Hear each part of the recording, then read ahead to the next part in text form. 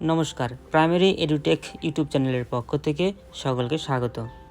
এই ভিডিওর মাধ্যম দিয়ে আমি 7 দ্বারা বিভাজিতর কিছু নিয়ম আলোচনা করব। কোনো সংখ্যার একক স্থানীয় অঙ্ককে 2 গুণ করে অবশিষ্ট সংখ্যা থেকে বিয়োগ করার পর বিয়োগফল 7 দিয়ে বিভাজ্য হলে মূল সংখ্যাটিও 7 দ্বারা বিভাজ্য হবে। ধরো একটি সংখ্যা লিখলাম 161। এবার এই নিয়ম অনুসারে এককের ঘরে যে অঙ্কটি রয়েছে তার দ্বিগুণ করতে হবে, অর্থাৎ 2 দ্বারা গুণ করতে হবে। 1কে 2 দ্বারা গুণ করলে 1 2 গুণ 2, আর অবশিষ্ট থাকলো হচ্ছে 16। এবার 16 থেকে আমি 2 বাদ দেই, তাহলে বাঁচলো 14। এবার 14 সংখ্যাটি কিন্তু 7 দ্বারা বিভাজ্য, তাহলে 161 কিন্তু 7 দ্বারা বিভাজ্য হবে। আমি ভাগ করে দেখিয়ে নিচ্ছি। 161 7 দ্বারা ভাগ করছি। 7 1 গুণ 7, 7 2 গুণ 14, বাঁচলো 2, 21, 3 7 গুণ 21। দেখো মিলে গেল। একটা সংখ্যা ধরলাম, যেমন 2 5 4 8। 2 5 4 8 রুলস 1 অনুসারে এককের ঘরে যে অঙ্কটি থাকবে সেই অঙ্কটিকে 2 দ্বারা গুণ করতে হবে। অর্থাৎ 8কে যদি 2 দ্বারা গুণ করি তাহলে 8 গুণন 2, অর্থাৎ 8 2 গুণ 16। সেই 16 অবশিষ্ট যে সংখ্যাটা থাকবে সেই সংখ্যা থেকে বিয়োগ করতে হবে। এবার 2 5 4 আমি এখানে লিখলাম, তার সঙ্গে 16 আমি বিয়োগ করে দিচ্ছি। তাহলে কত হচ্ছে? 14 থেকে 6 বাদ দিলে 8, হাতে আছে 1 2, 5 থেকে 2 বাদ দিলে 3, আর 2 থাকলো। এবার এই সংখ্যা থেকেও কিন্তু বোঝা যাচ্ছে না, তাহলে কি করব? আবার যে পদ্ধতিটা দেখলাম সেখানে সেটা প্রয়োগ করব। এই 8-এর আমি দ্বিগুণ করব, 8 দ্বিগুণ 16, অবশিষ্ট থাকলো 23। এবার 8-এর দ্বিগুণ 16, সেই 16 এখান থেকে বিয়োগ করে দিচ্ছি। তাহলে 23 থেকে 16 বাদ, 13 থেকে 6 বাদ দিলে 7, হাতে থাকলো 1 1 মিলে গেলো, এদিকে 0। এবার যেহেতু 7 সংখ্যাটি 7 দ্বারা বিভাজ্য, তাই এই মূল সংখ্যাটিও 7 দ্বারা বিভাজ্য হবে। এবার রুলস 2-এ দেখব, কোন সংখ্যার একক স্থানীয় অঙ্ককে 5 দ্বারা গুণ করে সেই গুণফল অবশিষ্ট সংখ্যার সঙ্গে যোগ করে যোগফল যদি 7 দ্বারা বিভাজ্য হয় তাহলে মূল সংখ্যাটি 7 দ্বারা বিভাজ্য হবে। একটা উদাহরণ দেখো, যেমন লিখলাম 2 5 2। এই যে সংখ্যাটি লিখলাম, এই সংখ্যাটির একক স্থানীয় অঙ্ক হচ্ছে 2। এবার এই 2কে আমি 5 দ্বারা গুণ করব। রুলস 2 অনুসারে এককের ঘরে যে অঙ্কটি থাকবে সেই অঙ্কটিকে আমরা 5 দ্বারা গুণ করব। যে গুণফলটি হবে সেই গুণফল অবশিষ্ট সংখ্যার সঙ্গে আমি যোগ করব। এই সংখ্যাটির একক স্থানীয় অঙ্ককে আমি গুণ করছি 5 দ্বারা। 5 2 গুণ 10, অবশিষ্ট সংখ্যাটি হলো 25, সেই 25-এর সঙ্গে আমি যোগ করব 25 আর নিচে 10। এবার 25 আর 10 যদি যোগ করি তাহলে হবে 5, এদিকে 3, 35।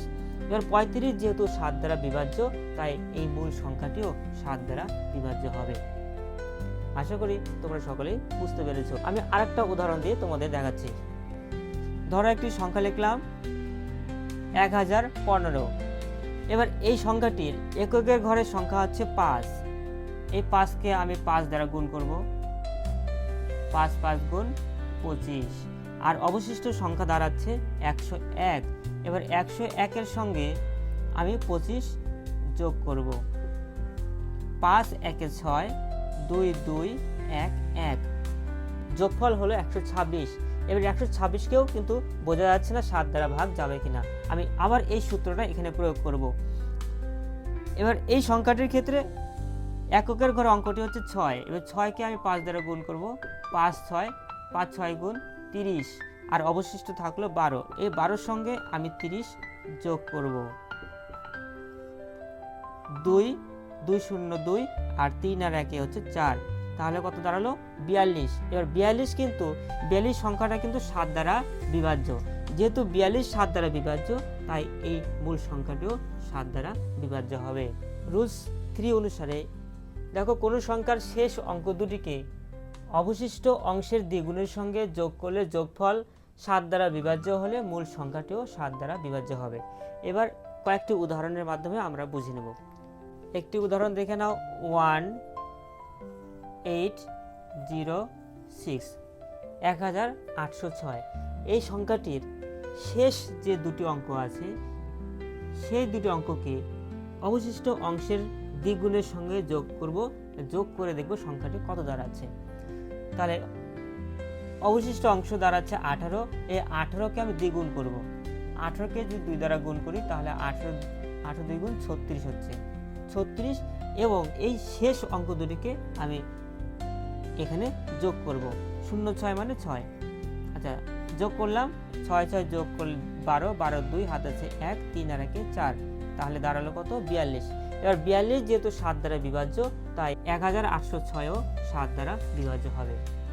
আমি আরেকটি সংখ্যা লিখছি 3829 38 29। এই সংখ্যাটির শেষ অঙ্ক দুটি হলো 2 আর 9, আর অবশিষ্ট অংশটি হচ্ছে 38। এই 38-এর আমি দ্বিগুণ করব। 38-এর সঙ্গে 2 গুণ করলে দাঁড়াচ্ছে 8 2 16 6 হাত আছে 1, 3 2 গুণ 6 1 7 76। এই 76-এর সঙ্গে এই সংখ্যার শেষ অঙ্ক দুটি আমি যোগ করব 29। 9 6 15 5 9 6 15 5 হাত আছে 1, 7 2 9 9 1 10 105। এবার 105কে যদি বুঝতে না পারো তাহলে আমি প্রথম যে রুলসটা দেখিয়েছিলাম সেই রুলস ফলো করেও কিন্তু এখানে দেখানো যেতে পারে, আবার এই রুলস ফলো করেও কিন্তু এখানে করা যেতে পারে। এবার শেষের দুটো অঙ্ক হচ্ছে 0 5, আর আগের সংখ্যাটি যদি দ্বিগুণ করি তাহলে 1 গুণন 2, তাহলে হচ্ছে 2। এই সংখ্যার শেষ অঙ্ক দুটি হলো 0 5 অর্থাৎ 5। এবার 5 যদি যুক্ত করি যোগফল দাঁড়াচ্ছে 7, তাই এই মূল সংখ্যাটিও 7 দ্বারা বিভাজ্য হবে।